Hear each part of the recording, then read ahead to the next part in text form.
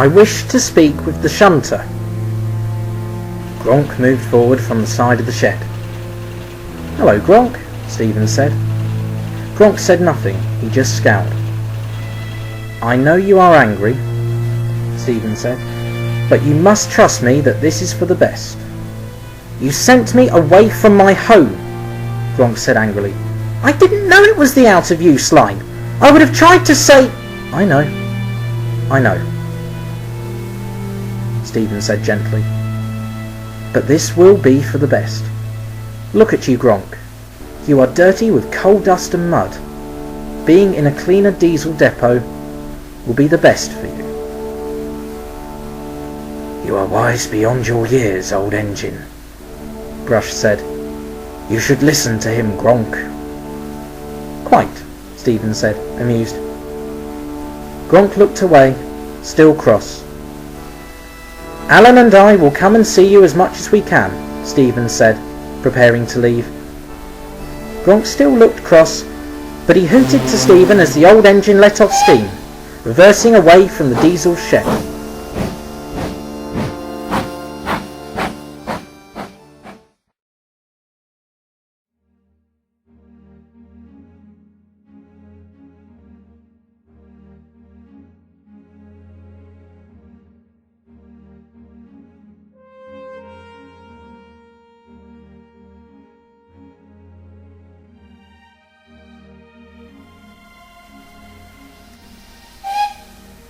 Stephen backed out of the yard.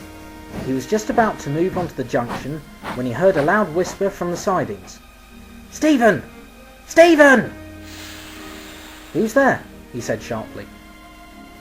Isambard Kingdom Brunel, came the cross reply. Stephen sighed. What a night this was turning out to be. Hawk, what are you doing here? I thought we had sent you home.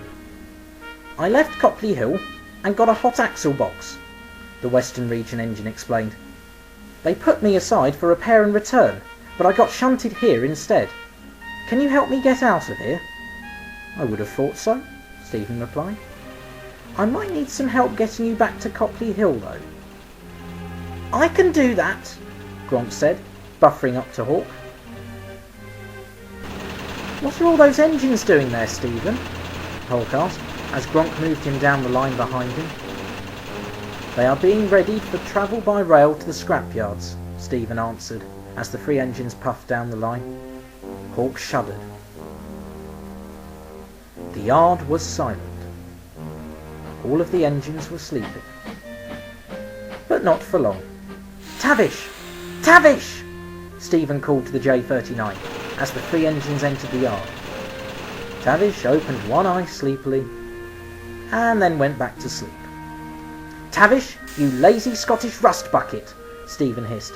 "I am not lazy," Tavish said angrily, waking up. "And shush, you'll wake my driver." "All the better. We need you to shunt Hawk into your train." "Aye. What's the Wee Western doing here?" "Wee Western? Why I order—" "Chaps, for goodness sake," Stephen said, exasperated. "We don't want to wake the rest of the sheds. We must do this quietly. Gronk, please bring Tavish's train round to the junction, as the foreman said."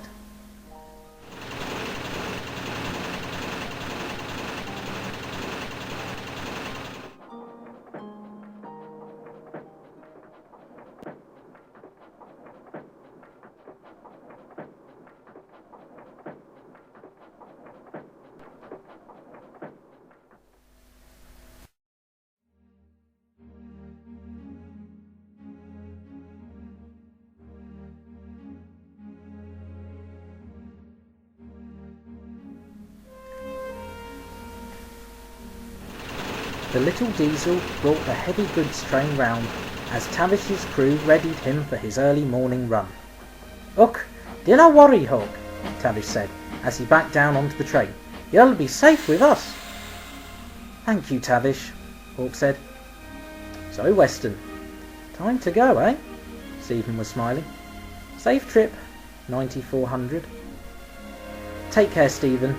Goodbye, Gronk. Thanks for everything." The tank engine called to them as Tavish snorted up front, pulling his heavy load away from the red brick shed.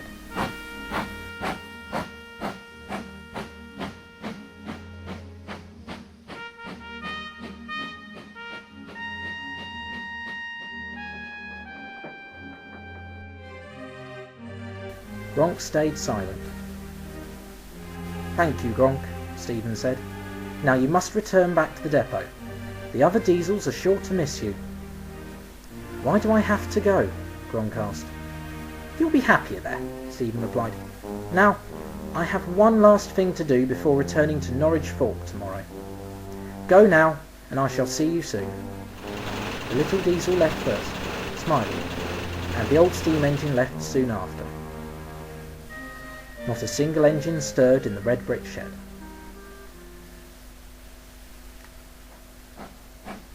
"Hello, Jerry." The Standard 4 locomotive looked up. Well, Stephen. What are you doing in this neck of the woods?" "Well, this is still the eastern region," chuckled Stephen. "I'll be heading back to Norwich Fork soon enough." "That's good to hear." The 2 engines sat in silence as Stephen's crew went round, oiling his motion and checking him over. "I did tell you, you know." "Oh, I remember it well," Stephen said. "I've not forgot that day. What was it, 9 years ago?" No, Jerry said. "It was 7 years. 7 years ago. And it has come to pass. Engines in the sidings are waiting their fate." He sighed. "I'm one of the lucky ones, you know. Would you believe? I'm simply awaiting a crew to take me home. These engines have said goodbye to their crews long ago." They sat there, silent once more. "It was the strangest thing, Stephen." Jerry spoke softly. "Something I'd hoped I imagined. When they cut up a shunter a few nights back, there was this engine coming towards me. It was very old-fashioned in shape, and it glowed in the dark.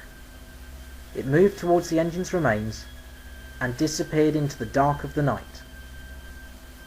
"Oh yes, I know that engine well," Stephen said. "We've met once, long ago. 7 years, I think you said." "I hope we never meet it again," he added, raising steam and puffing away. Jerry stared after the Holden B-12 with wonder. "What was it then?" he called to Stephen.